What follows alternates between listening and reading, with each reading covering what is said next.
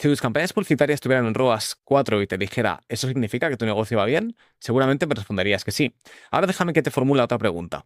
Si tienes un ROAS 4, ¿cuál es el margen que te queda real después de considerar los costes?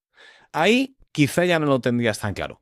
Y es que esos son los errores más comunes que veo en muchos negocios digitales. Este vídeo es uno más de la serie de métricas que engañan, y es que he visto negocios que con un ROAS 6 palmaban mucho dinero y negocios que con un ROAS 2 eran altamente rentables. De nuevo, en este vídeo te explico por qué el ROAS no es el problema, pero sí cómo lo interpretas. Bien, pues para empezar vamos a ver qué es esto del ROAS. Es que el ROAS, por definición, es el Return on Ad Spend. Básicamente es la relación que hay entre los ingresos atribuidos a publicidad y la inversión publicitaria que hayas hecho. El ROAS no mide cuánto es el coste de producto, el coste de equipo, el lifetime value, las comisiones que se generan por parte de afiliación, la retención que tiene un cliente o no. Con lo cual, el ROAS lo que mide es el ingreso bruto, pero no la rentabilidad. Y ahí es donde nace el problema. Y es que el error más común es tratar el ROAS como una métrica de decisión estratégica. Te pongo, por ejemplo, de nuevo, Fórmula 1. Si estás harto, me lo puedes dejar en los comentarios y si te gusta también.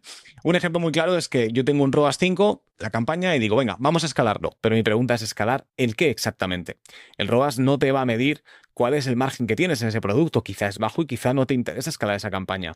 O a lo mejor las devoluciones de ese producto son muy altas. Tampoco te lo va a medir. O por ejemplo, quizá el CAC, el coste de adquisición de cliente, pues tiene algún gasto oculto. No solo viene por ads, también tiene algún tipo de coste que no estás contemplando. Con lo cual, el ROAS es una métrica táctica. Es una métrica que es importante medir, pero no es una métrica de decisión. No se puede tomar decisiones solo en base a esta métrica, aislada del resto. Se tiene que mirar en consonancia y en sistema con el resto de métricas del embudo, de las campañas y todo lo que estamos comentando hasta ahora. Y sí, bueno, de nuevo, otro ejemplo muy claro, muy visual. Tenemos aquí, por ejemplo, caso A. En este caso, por ejemplo, el ROAS es un 4, lo que veníamos diciendo desde el inicio. Pero fíjate que el margen es un 30%, es un margen bajo. Bueno, 30% tampoco es que sea bajo, pero bueno, vamos a considerar para este ejemplo que es bajo. Y los costes operativos son muy altos. Eso quiere decir que el margen neto que me queda es muy pequeñito. Ahora vamos al caso B. ¿Vale?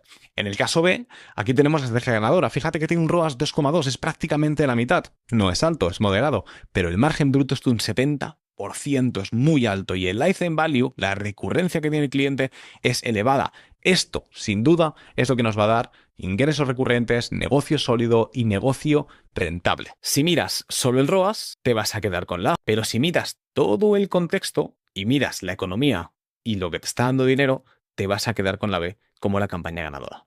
Y es que eso que comentamos, el ROAS no se puede medir de forma aislada, tienes que verlo en sistema, como si fuera el volante de Fórmula 1. No tienes solo el botón del ROAS, tienes también el del coste de adquisición del cliente, tienes el margen, tienes cuánto se devuelve, cuánto vale ese cliente a 6-12 meses, porque a lo mejor lo has adquirido ahora, pero si luego te recomienda, ese cliente es mucho más valioso. El ROAS de forma aislada es solo la primera capa. Si no te estás preguntando, pues, ¿cuál es el margen real?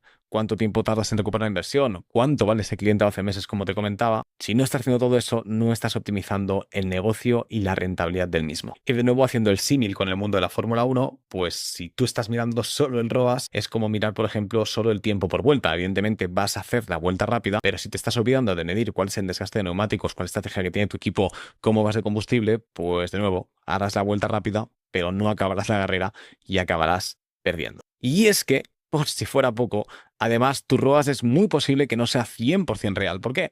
Porque, como te comento aquí en la presentación, tenemos diferentes problemáticas. La atribución no suele o no acostumbra o es muy complejo de que sea 100% exacta. ¿Por qué? Pues porque tenemos determinantes externos como las cookies, las leyes de protección de datos, todo el tema de cross-device, de que una persona mira en el móvil, otro en el ordenador, o uno se registra con un correo, el otro con el otro. Eso es realmente complicado. Con lo cual, vigila porque tu ROAS puede estar o bien inflado o bien infravalorado. Y de nuevo, tomar decisiones con métricas que no son 100% reales y además de forma aislada es muy peligroso. Mucho mejor tomarlas con varias métricas que tengan cierta coherencia y aunque la atribución no sea 100% exacta, si miramos diferentes realidades, diferentes caras del mismo prisma, es más fácil que no nos equivoquemos y que demos con la tecla correcta. Y es que por machacar y seguir machacando todo el tema del vídeo, hay dos tipos de empresas que solo se fijan en el ROAS o en una métrica en concreto, en este caso el ROAS, y se fijan en un dashboard y optimizan en base a ese dashboard. Sin embargo, hay otras que lo que deciden es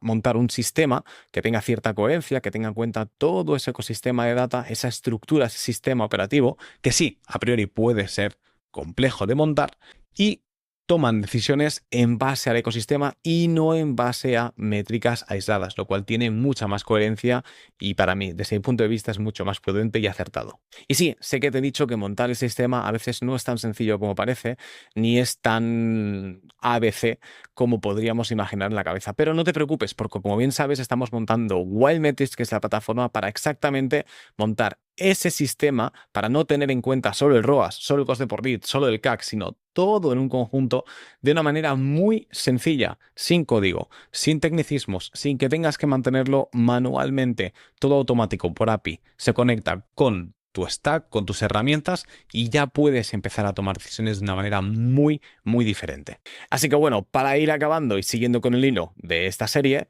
básicamente un ROAS alto puede alimentar tu ego, pero es el margen el que va a alimentar tu negocio. Muchísimas gracias por seguirme y por el vídeo hasta aquí. Si tienes cualquier comentario, me lo puedes dejar en comentarios. Si quieres ver algo sobre Wildmetrics, también tienes enlace en la descripción. Y por mi parte, ha sido un placer. Nos vemos en el siguiente vídeo. ¡Chao!